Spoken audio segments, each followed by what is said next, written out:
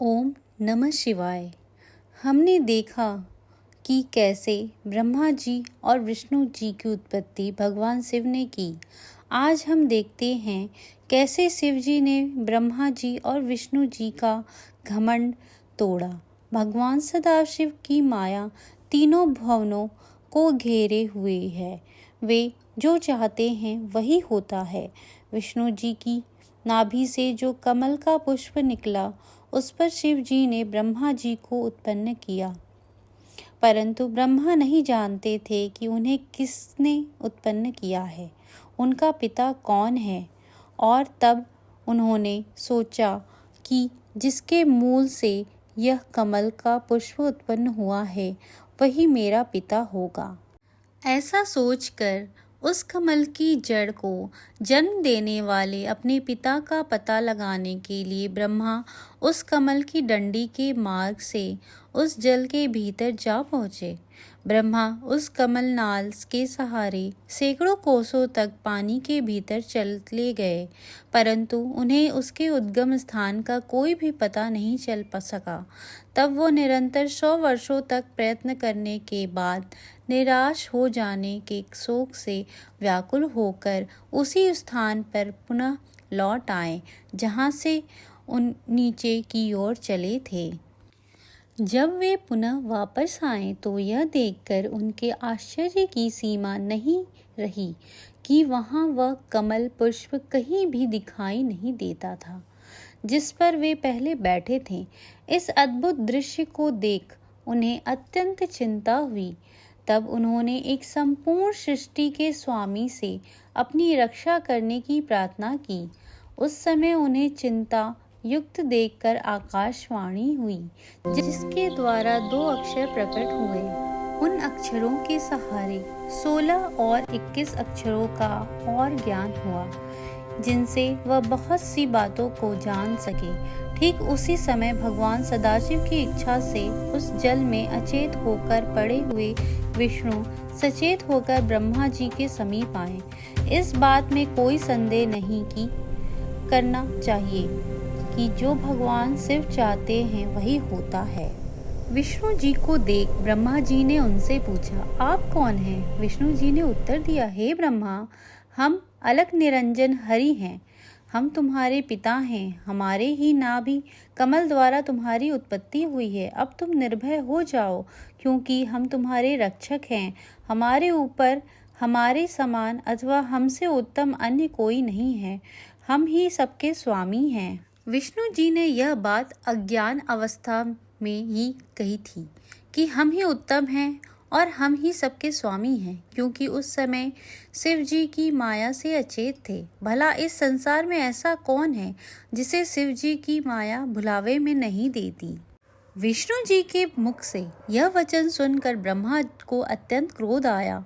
तब उन्होंने कहा, तुम ऐसी बात ना करो और केवल भाव का निश्चय रखो।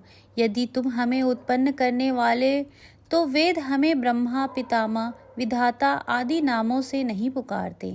हम स्वयं ही तीनों गुणों का धारण करके संपूर्ण सृष्टि को उत्पन्न करने वाले हैं, अतः तुम्हें हमारे प्रति ऐसे शब्द नहीं कहने चाहिए। यह बात सुन विष्णु जी बोले, हे ब्रह्मा, तुम अज्ञानता में मत पड़ो।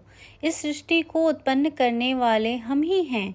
हम ही सब जीवों को उत्पन्न करके उनका पालन करते हैं और प्रलय काल में सबको नष्ट करते हैं। हमारी माया के वशीभूत होकर सब अपना ज्ञान भुला बैठते हैं, इसलिए तुम ऐसी कहकर रहे हो। इसमें तुम्हारा दोष नहीं है। हम ही ने वेदों को बनाया और तुम्हें नाभि कमल द्वारा उत्पन्न किया।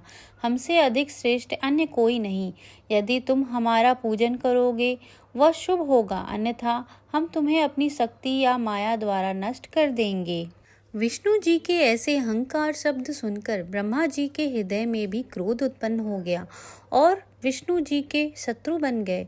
और उन्होंने कहा, हे विष्णु, जिस प्रकार गुरु अपने शिष्य को झिड़क कर बुलाता है, उसी प्रकार तुम हमें उपदेश क्यों दे रहे हो? इस प्रकार विष्णु जी और ब्रह्मा जी आपस में युद्ध करने लगे। शिव जी की माया से मोहित होकर उन दोनों ने बहुत समय तक खूब युद्ध किया, क्योंकि वह दोनों ही खुद को ही सृष्टि का स्वामी समझते थे। उस समय उन दोनों को परस्पर लड़ता देख प्रलयकालीन प्रज्वलित शिव जी अचानक ही उस स्थान पर प्रकट हो गए। उन दोनों ने युद्ध बंद कर दिया। उस समय विष्णु जी ने अत्यंत भयभीत होकर ब्रह्मा जी से कहा, हे ब्रह्म, ये तेज यहाँ कहाँ से पहुँचा? अब हम दोनों को उचित है कि हम इस तेज की आदि और अंत को देख आएं। हम दोनों में से हो भी इसके आदि और अंत को देख लेगा, वही इस सृष्टि का स्वामी और सबसे बड़ा माना जाएगा। हमें तो यह तेज आदि और अंत से रहित जान पड़ता है। अच्छा, तुम इस तेज के ऊपर की ओर जाओ और हम नीचे की ओर जाते हैं। यह बात ब्रह्मा जी ने मान ली। तब वे दोनों अहंकारी उस तेज का आदि अंत जानने के लिए एक दूसरे से भिन्न दिशाओं में चल दिए। जो कार्य अहंकार की अवस्था में किया जाता है वह कभी पूर्ण नहीं होता और उस फल भी अच्छा नहीं मिलता। जब तक मनुष्य अहंकार को नहीं त्याग देता तब तक उसका कार्य सिद्ध नहीं हो सकता। ब्रह्मा जी और विष्णु जी के इस चरित्र को जो मनुष्य प्रातः काल हाथ पांव धोकर ध्यान में लाता है, उसे इस लोक में सुख, आरोग्य तथा परलोक में श्रेष्ठ गति की प्राप्ति होती है। विष्णु जी और ब्रह्मा जी दिव्य सहस्त्र वर्षों तक उस दिव्य ज्योति की आदि की अंत और ढूंढते रहे, परंतु किसी को भी उसका कुछ पता नहीं चला। अस्तु वह दोनों निराश होकर अपने स्थानों को लौट पड़े। परंतु तभी एक आश्चर्य की बात हुई। जिस स्थान से वे चले थे वह उन्हें बहुत ढूंढने पर भी कहीं नहीं दिखाई दिया। उन्हें 1 सहस्त्र दिव्य वर्षों का समय अपने पहले स्थान पर ढूंढने में लग गया।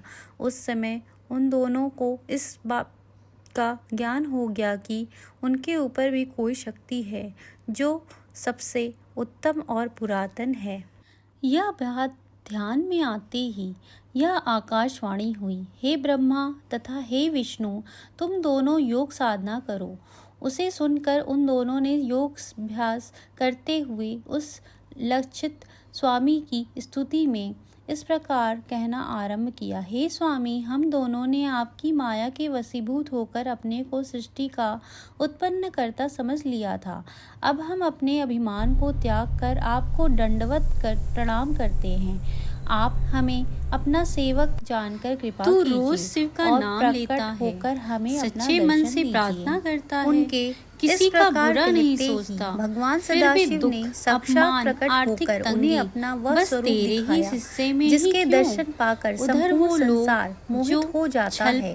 उनका शरीर श्वेत पत्थर के समान गिराने में लगे हैं। उस पर वे भस्म मले हुए थे। उनके वामांग में आदि शक्ति महामाया और सफलता के शिखर पर बैठे हैं। तो क्या महादेव को धारण किए हुए विराजमान, क्या उन्हें अच्छा बुरा दिखाई नहीं देता?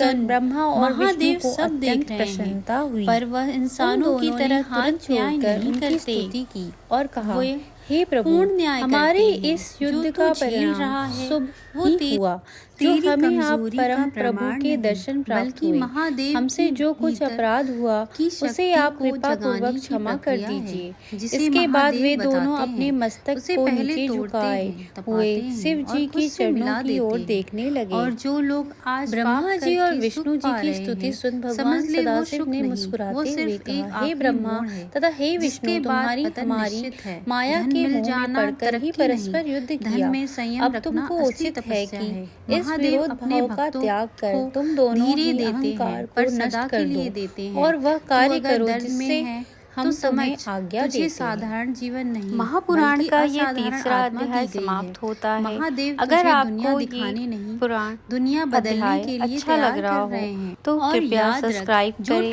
और लाइक करें। वो एक दिन खुद शिव का स्वरूप बन जाता है। हमारा साथ दें। ओम नमः शिवाय। हर हर महादेव। अभी